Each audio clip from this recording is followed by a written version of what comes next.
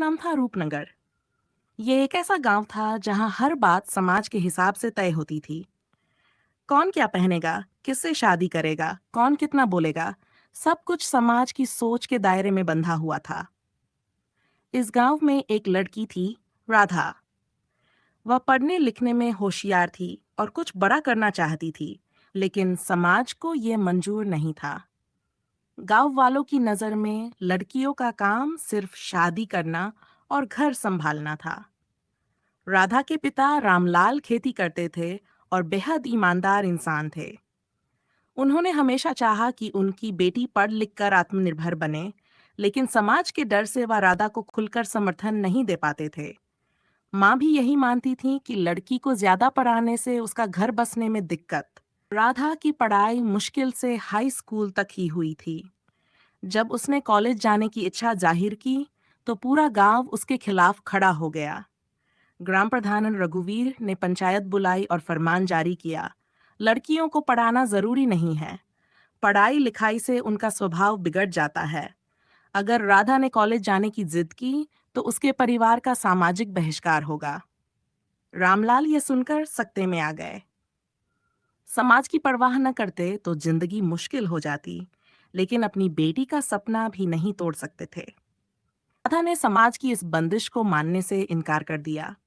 उसने कहा, अगर समाज को मेरी पढ़ाई से इतनी दिक्कत है, तो मैं ऐसे समाज को नहीं मानती। ये सुनकर गांव की औरतों के बीच हलचल मच गई। कुछ ने उसे सराहा, लेकिन ज्यादातर ने यही कहा, लड़कियों को इतना मुंह नहीं खोलना चाहिए। लेकिन राधा का हौसला नहीं टूटा। उसने खुद अपने दम पर गांव के बाहर एक स्कूल में दाखिला लिया और वहां तक रोज पैदल जाकर पढ़ाई करने लगी। जब समाज ने ये देखा, तो लोगों ने तरह तरह की बातें बनानी शुरू कर दी। अकेली लड़की शहर जाएगी तो इज्जत मिट्टी में मिल जाएगी।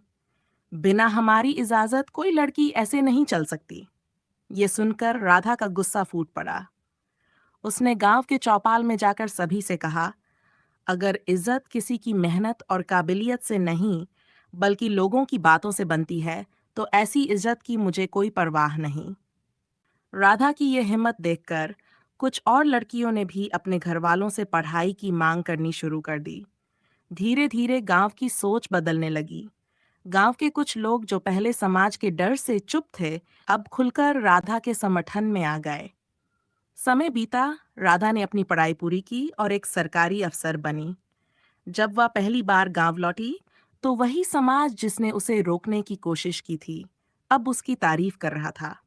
ग्राम प्रधान रघुवीर, जो कभी उसके खिलाफ थे, अब बोले, हमें गर्व है कि हमारे गांव की बेटी ने नाम रोशन किया।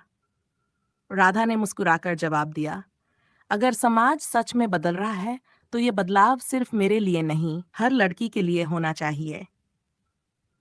समाज वही कहता है जो वह सालों से कहता आया है, लेकिन बदलाव तभी आता है जब कोई हिम्मत दिखाता है।